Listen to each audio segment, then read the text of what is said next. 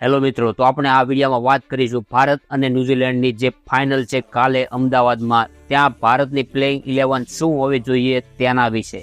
તો ઘણા બધા લોકોનું એવું કહેવું છે કે ભારતીય ટીમમાં બે બદલાવ થવા જોઈએ, એક તો વરુણ ચક્રવર્તી અને બીજું અભિષેક શર્મા.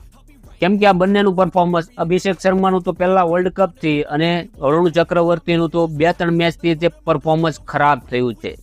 પણ હું મારો મંતવ્ય જણાવું તો મારું એવું કહેવું છે કે અભિષેક શર્માને છેડવો ના જોઈએ. ભલે એમની ઇનિંગ નથી આવી, પણ તમે ઘણા બધા ટુર્નામેન્ટમાં એવું જોયું છે કે આખા ટુર્નામેન્ટમાં ફેલ થયેલો બેટ્સમેન ફાઇનલમાં એક તરફા બાજી ફેરવી નાખે છે. અને બીજું કે કાલે બધાની નજર સંજુ સેમસન અને ઈશાન કિશન પર છે, અને શું ખબર યાર અભિષેક શર્મા ન્યુઝીલેન્ડની પથારી ફેરવી નાખે.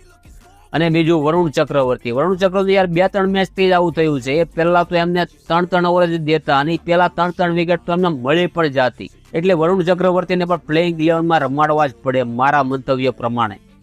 તો મારું કહેવાનું તો એ જ છે કે પ્લેઇંગ 11માં બદલાવ ના થવો જોઈએ. જે લાસ્ટ પ્લેઇંગ 11 હતી એ જ પ્લેઇંગ 11 ન્યુઝીલેન્ડ સામે ફાઇનલમાં ઉતરવી જોઈએ. અને વિડીયો સારા લાગતા હોય તો યાર લાઇક અને સબસ્ક્રાઇબ કરી લો, ચેનલ સાથે જોડાઈ જાઓ.